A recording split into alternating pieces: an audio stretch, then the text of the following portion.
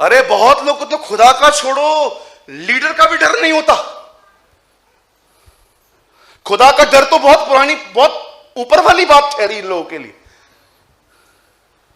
ये लो, जब मूसा नीचे उतरता है उसे इतना गुस्सा आता है, उस गुस्से में आके वो दोनों पट्टियां उनके ऊपर फेंक देता है।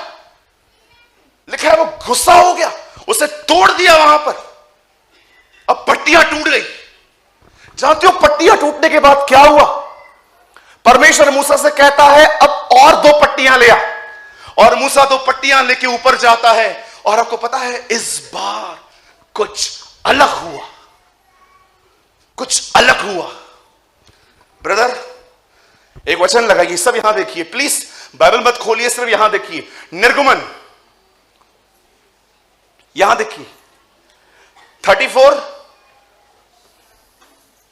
19, यहां देखिए सब क्या लिखा है।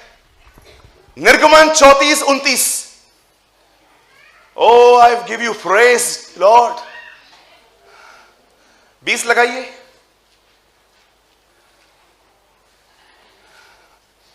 1 सेकेंड।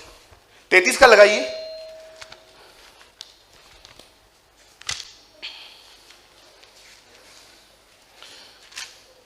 लगाइए। यस, मिल गया।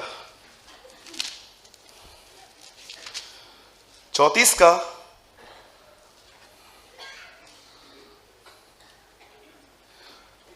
का 35। यहां देखिए क्या लिखा है यहां पर। अब ये मूसा दोबारा ऊपर गया है पट्टियों को लेके। देखिए जब नीचे उतरा तो क्या हुआ।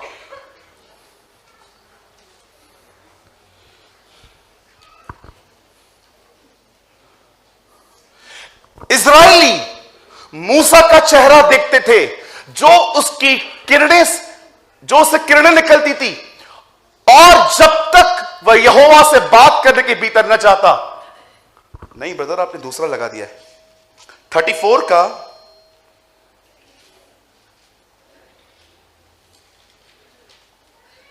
34, यस 34। यहां देखिए, और जब जब मूसा भीतर यहोवा से बात करने को उसके सामने जाता, तब तक 34 का 33, 32। हाँ, इसके बाद सब इजरायली पास आए, और जितनी आज्ञाएं यहोवा ने सीने पर्वत पर उससे बातें करते समय दी थी, वे सब उन्हें बताई। आगे, जब तक मूसा उनसे बात ना कर चुका, तब तक वे अपना मुंह ओढ़ ना डाले रहे। आगे,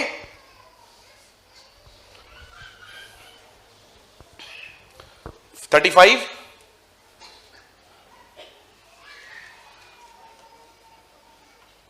इसके बाद भी है ब्रदर, ये लास्ट है। 1 मिनट, मुझे लगता है मैं मिस कर चुका हूं।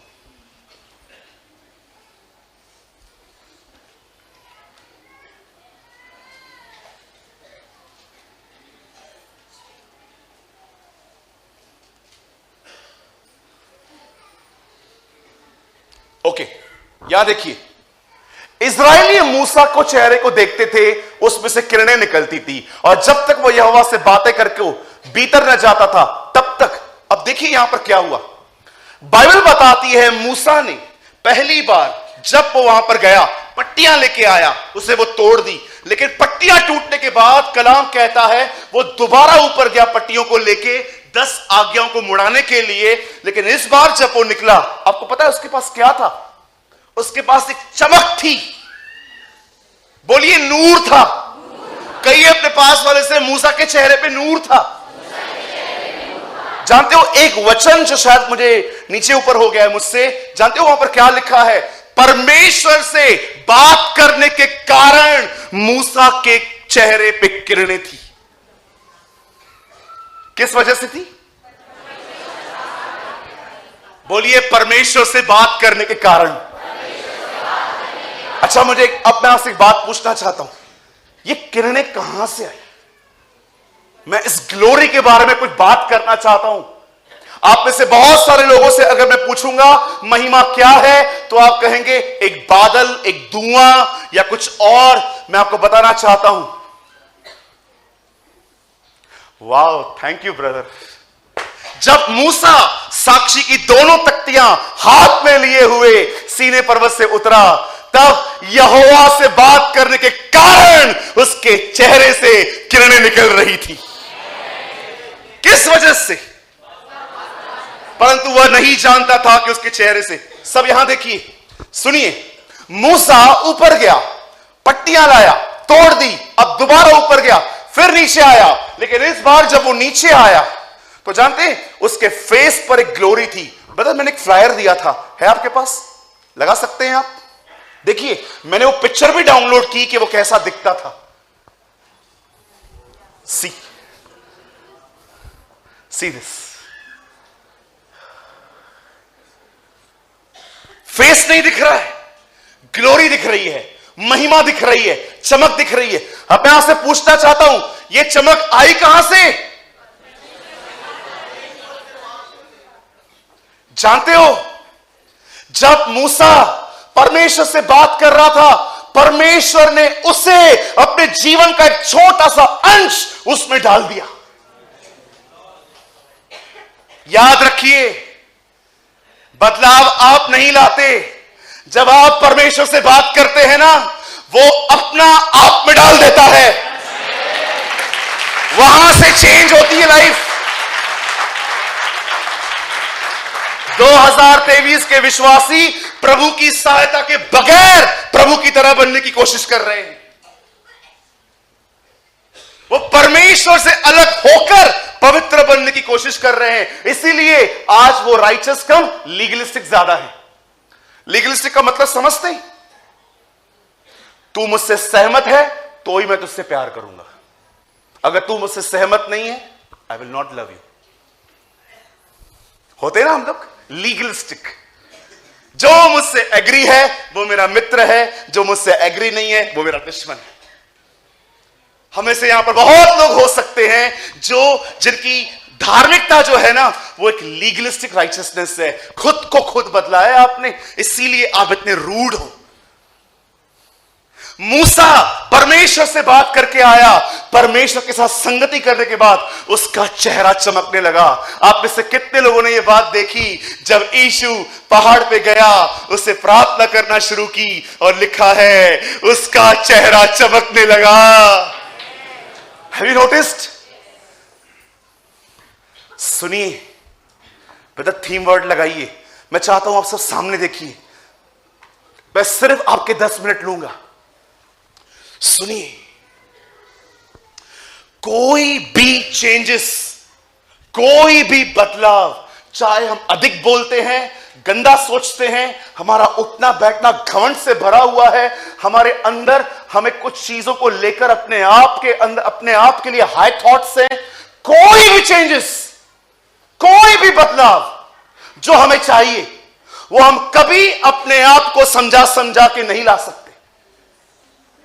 अगर आप अपने आप को समझाओगे ये तो गलत है, मुझे छोड़ देना चाहिए, listen, you are convince but not transform. आप बदले नहीं हैं, आपको महसूस हुआ है जस्ट कि मुझे बदलाव की जरूरत है। जानते हो बदलाव कहां से आता है? बदलाव खुद को समझा के नहीं आता। बदलाव एक ही जगह पे आता है, खुदा के साथ रहकर।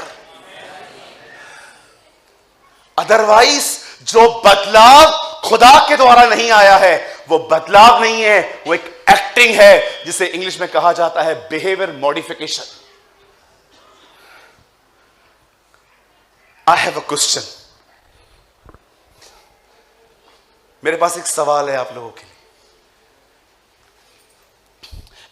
जब चर्च ग्रो हो रही थी, आपने देखा होगा पहले के दिनों में सिर्फ यहूदियों को प्रचार हो रहा था, लेकिन बाद में यह प्रचार जब अन्य जातियों में भी हुआ, तब जानते हैं क्या हुआ? यहूदी और अन्य जाति एक साथ रहने लग गए। अब इनमें है ना प्रॉब्लम स्टार्ट हुई। कभी कभी क्या होता है ना, हम लोग जो ना देखते ना कोई अपना है तो हम लोग पार्शलिटी करते हैं। मैं दिखाऊं आपको कैसे? हाँ, ये मेरी बहन बैठी है, बैठ जा, उठ मत। ये मेरी बहन बैठी हुई है, समझो 2 मिनट के लिए ये मेरी सगी बहन है। ओके, सुनिए, अब मैं क्या कर रहा हूं, ये अन्य जाति है, ये स्टार्टिंग से मसीह है, ये अन्य जाति है, ये स्टार्टिंग से मसीह है, ये अन्य जाति है, ये स्टार्टिंग से मसीह है, लेकिन मेरी सगी बहन है। मेरे हाथ में दाल है और मुझे कहा गया है सबको बांटो। बहन ये दाल लो, ये तो ऐसे ले रही है जो सच में हाथ में है। बहन तू भी ले ले, ले ले, इनको भी दी, इनको भी दी। अब मेरी सगी बहन आई है, ले बेटा, रुक जा और खा। रोटी दे इसको, खा बेटा खा। अभी ये आई, इसको एक ही बार घूम फिर के वापस कम हुए, ले खा बेटा खा। कलीसिया के अंदर पार्शियलिटी स्टार्ट हुई। अब ये सब देखने के बाद कि ये लोग अपने लोगों पे ज्यादा ध्यान देते हैं, हम पे कम ध्यान देते हैं, ये प्रॉब्लम लेकर वो जाते हैं पतरस के पास।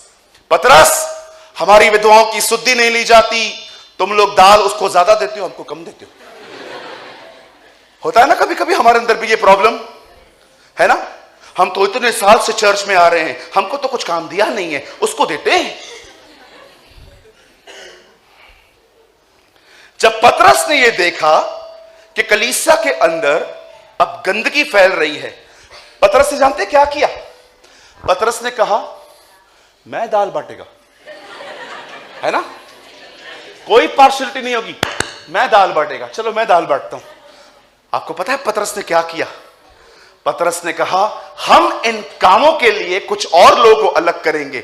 याद रखिएगा, प्रभु की कलीसिया में पहली मौत एक खाना पकाने वाले की हुई है, स्टीफन।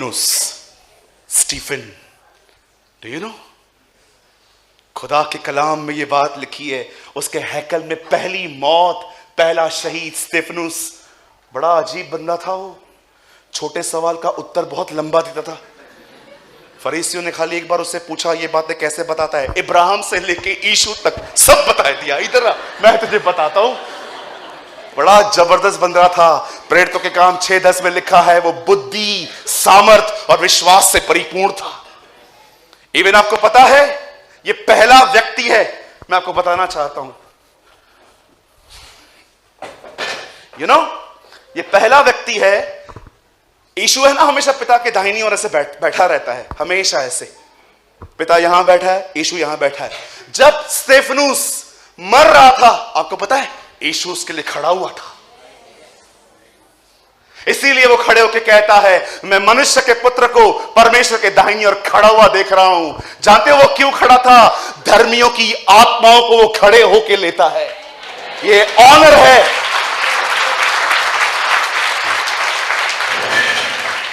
ये ऑनर है। जब वो मर रहा था, आपको पता है उसके मरने से पहले ये साफ किया गया, पतरस ने कहा सुनो, अब ये प्रॉब्लम है ना, हम इस तरह सॉर्ट नहीं करेंगे कि मैं उतरने वाला हूं ग्राउंड में। नो, मैं ऑलरेडी वहां से बाहर आया हूं। सुनो, हम लोग कुछ लोग अलग करते हैं जो तुम्हें खाने के लिए सब कर देंगे। उन्होंने, सुनिए मेरे भाइयों, प्लीज डोंट फील गिल्टी जो मैं कह रहा हूं। जानते हो खाना पकाने के लिए, खाना देने के लिए कौन से लोग चुने गए? पवित्र आत्मा से परिपूर्ण। इधर प्रचार करने वाला पवित्र आत्मा से भरा हुआ नहीं है। उन दिनों में खाना बांटने वाले लोग पवित्र आत्मा से भरे हुए थे। Did you believe? खाना बांटने वाला लोग आत्मा से भरे हुए थे। इधर प्रचार करने वाला पवित्र आत्मा से भरा हुआ नहीं है, सिर्फ ज्ञान है उसको, सिर्फ चिल्लाता रहता है। खाना बांटने के लिए वो कहते हैं हम पवित्र आत्मा पाया हुआ नहीं, पवित्र आत्मा से परिपूर्ण।